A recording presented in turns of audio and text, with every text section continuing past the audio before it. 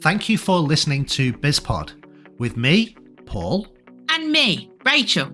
Our weekly business English podcast where we talk about the news, social media, and hot topics from a business point of view.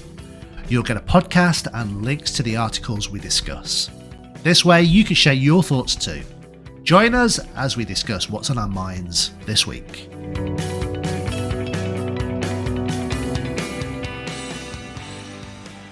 So today we're talking about artificial intelligence or AI. Now, here's my first question for you. Are we living in an artificial intelligence world already, do you think? Right? Absolutely. Yeah. Absolutely. Definitely. Not a day goes by when I don't use AI. Okay. What about you? Yeah, I don't use it every day, I don't think. Mm-hmm.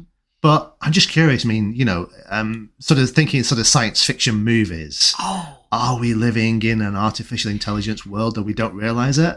I don't think we're as far as the sci-fi movies yet, but we're not far off the way things have changed. I know when I first started using ChatGPT, just for as a tool to be more efficient in getting answers to things that I wanted.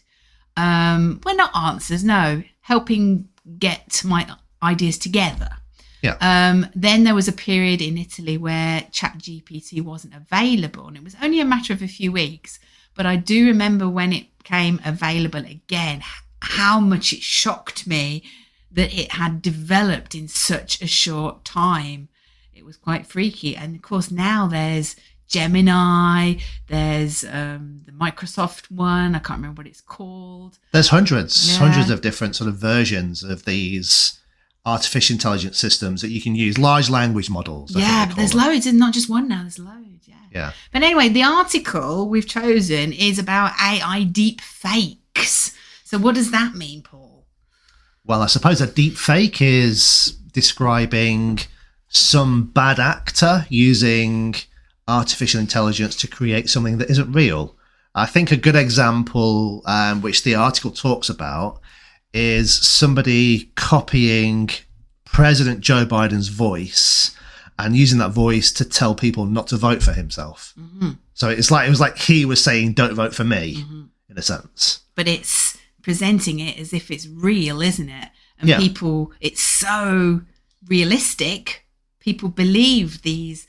There was also images. I remember one of the Pope in a some sort of rapper's puffer jacket or something. Yeah. So there's images, there's voice control, there's videos, there's actors have been on strike, haven't they, in America, over worries that AI are going to replace them in part. So, your famous actors can die and it doesn't matter because they can carry on having them in movies. Yeah. But, I mean, AI, I think, what we're talking about in terms of AI is just... it's a continuation of what's already out there, what's already happened, like manipulating photographs, fake photographs, superimposing someone's face onto someone else's body and things like that. And so photography and graphics have always been manipulated. I mean... This is a different level, isn't it? This is a different scale. I don't think it's a different level.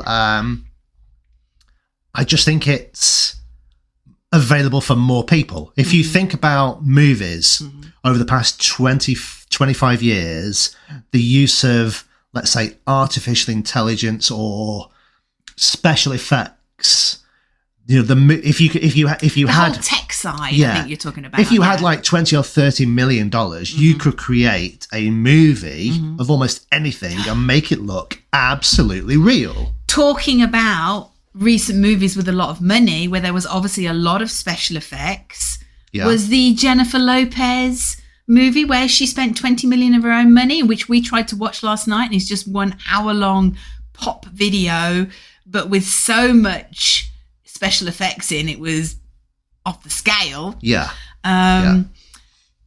But anyway, that's not necessarily AI. That's not necessarily deep fake. So we're just talking in general about the development, the scale of use of technology. Yeah. Really. But the point I was trying to make was that this is not a new phenomenon. No. It's just become available to everybody now.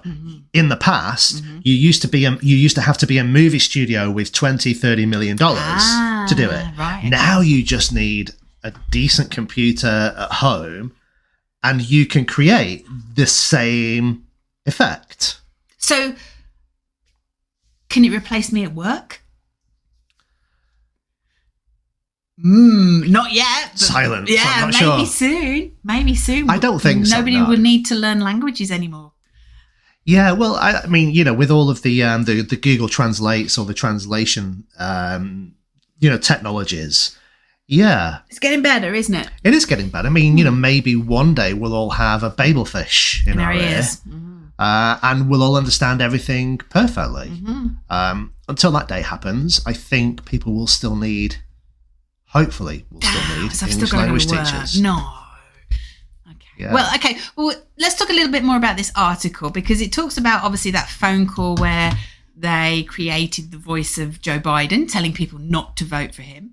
But then it goes on to talk about the latest Tom Cruise Mission Impossible, where he's fighting rogue AI. Now, do you think AI could go rogue?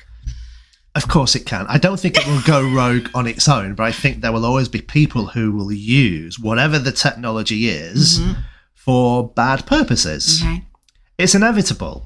You get a piece of technology. I mean, I think most technology is created by good people, and they have the idea that this technology can be used for a good purpose. Yeah. And I think that's what most people think.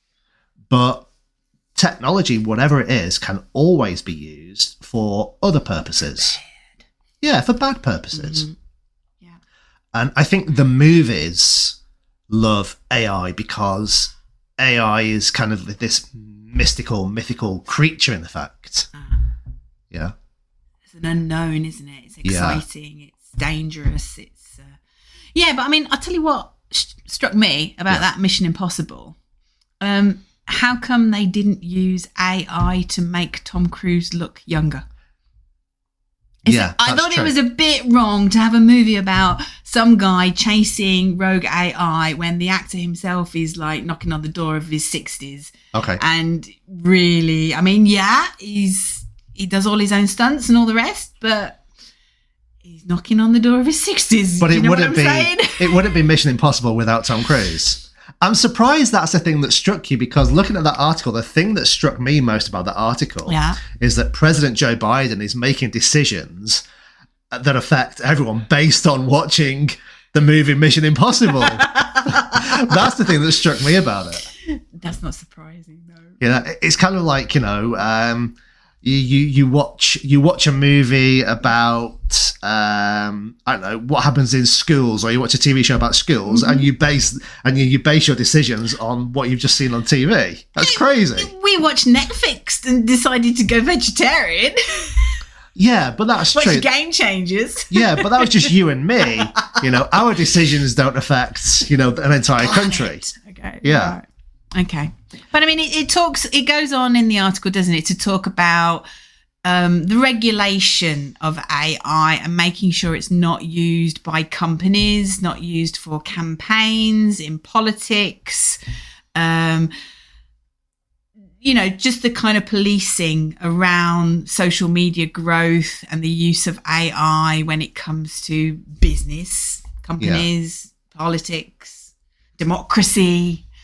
Yeah, but unfortunately, I think, as they say, the cat's out of the bag now with it. You can do your best to try and, how easy is it to put policies in place retrospectively or retroactively? People are already using artificial intelligence. It's been used, I think, in Indonesia, or was it Malaysia that it mentioned in the article during the campaign. I can pretty much guarantee it's being used in the UK, in the US, and in other countries where there are political campaigns ongoing.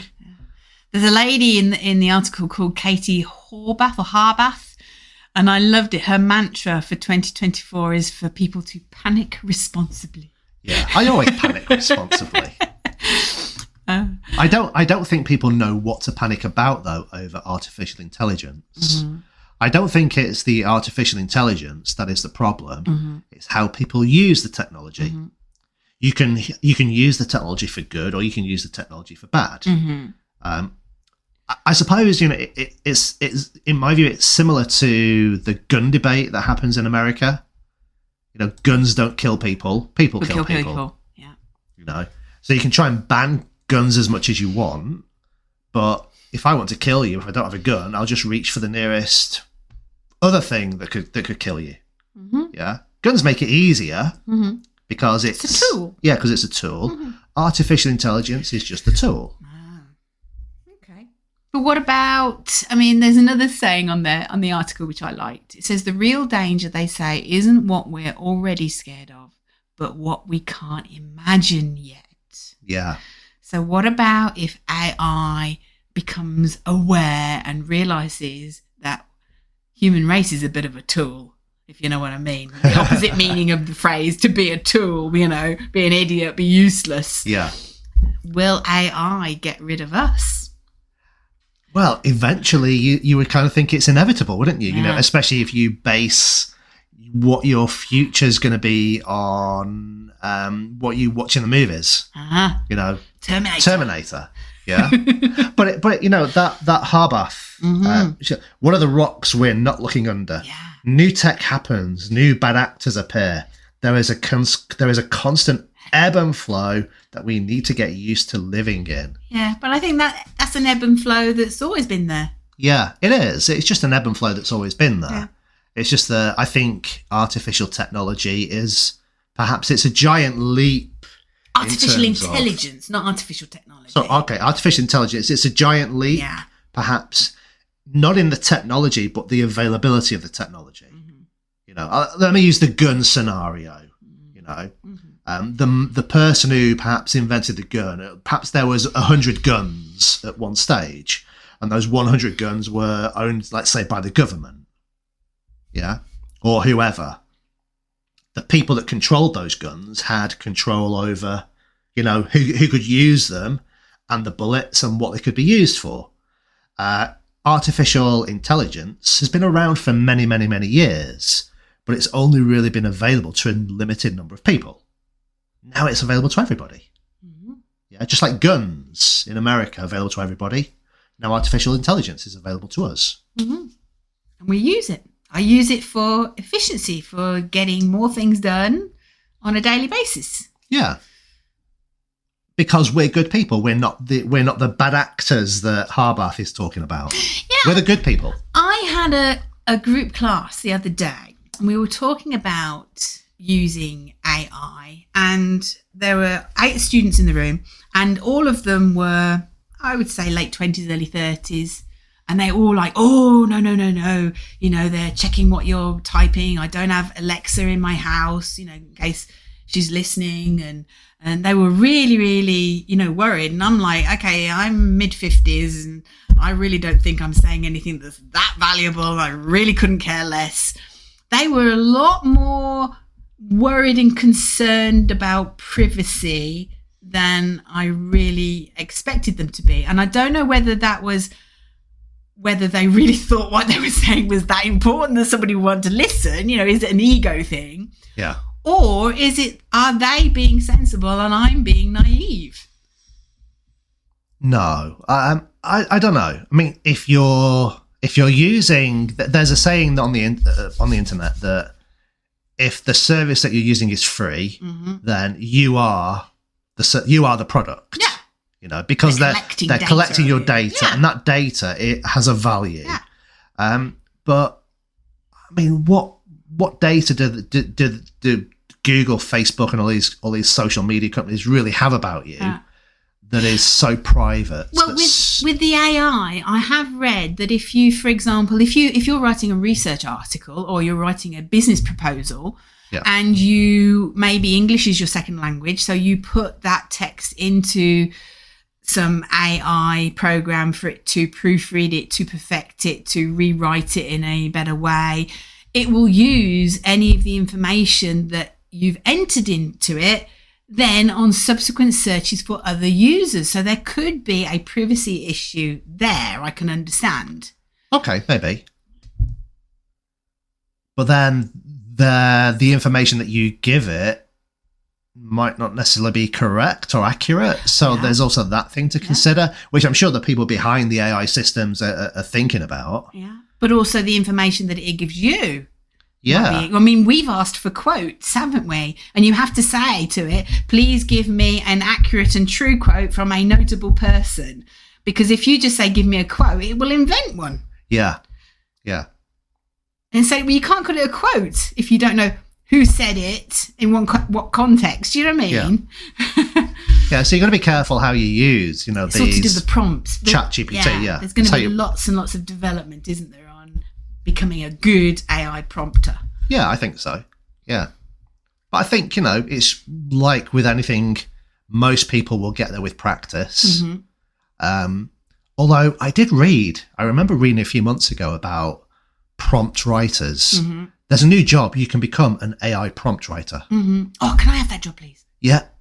It was amazing. Some people, some companies in the US, in Silicon Valley, were paying $100,000, in salaries to an AI prompt writer. Couldn't you? Yeah. Yeah, why not? Anybody out there? I want that job. She wants the $100,000 rather than the job, to be honest. Yeah. But can you imagine though? That's a brand new industry, a brand new job that's been created. Mm-hmm. From AI. And who knows what other jobs, industries AI will create?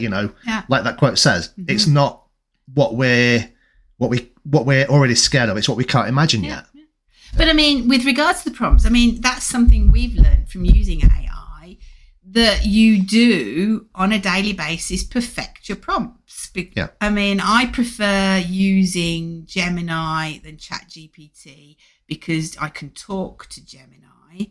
Although I did prefer it when it was Bard, it's just changed to Gemini and it's too close to ChatGPT now. It was different before. Now it's got this crazy weird, on acid thing going on with it. Rather than when it was Bard, it was a little calmer in its responses, or the voice, the tone of its responses. But I do find sometimes I'm shouting at it, you are not listening to what I'm telling you, which doesn't help. The fault is mine. I've got to rephrase my prompt. So you do learn what to say and how to say things. Yeah, you do. Yeah. It's like using any system, you use it, you make mistakes, you refine how you use it, and you grow and you learn. So who's being trained? Are we training AI or is AI training us? It's probably a mix of both. Yeah.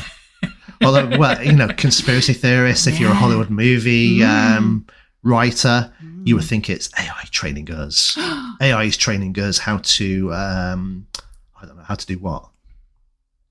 What's it training us to do? I don't know. Produce videos of Joe Biden saying silly things. Oh, there's already plenty of those out there. Yeah. I don't know. Mm-hmm. I think, AI is a great thing. It's just how you use it. Yeah. Yeah. How do you use it? Let's ask you. Anybody wants to share? We use it for efficiency, office efficiency, getting tasks done, organizational tools, things like that. Yeah. And just asking for a little bit of help. If you have an idea but you can't think how to put that idea together, you can always ask AI. Oh, yeah, I'm going to say I use a tool called Audio Pen. I'm not affiliated to it or anything, but if you want an AI tool where you just talk to it and just basically do a brain dump, and then the tool will reorganize everything you've just said into something logical. It is fantastic. It's such a time saver. I love this tool. I'm going to put the link so that you can all, because you can use it for free, I think for 3 minutes. I've got the paid version because I was using it too much. It's brilliant. I think that is a really, really good optimization and efficiency tool. Yeah. There you go. There's one recommendation for you. One of the great ways you can use artificial intelligence. Have you got a recommendation, Paul? Anything you use? Not really, no. I look at Bard or Gemini now, ChatGPT, and I just use it just to help me help me refine ideas. Mm-hmm. It's really good for that. Perplexity, that was one you shared with me, wasn't it? Perplexity. Yeah. What does that do? I can't remember. Now. It's like ChatGPT, but it actually gives you the sources where it got the information from. Yeah. Now I remember. Much more for creatives. That's a nice one. I like that one too. Yeah, I forgot about Perplexity. Yeah. Paul spends his time finding AI platforms for me to explore. Don't you say, try this one. Because you enjoy it. I do. I don't have time. I'm just too busy working to play around and doing things like that. You know? Okay. All right. Well, share us your thoughts. Yeah. We'd love to hear. Okay. Bye. Thanks for listening. We hope you liked our podcast. And please don't forget to subscribe and stay connected with us. Until next time, goodbye.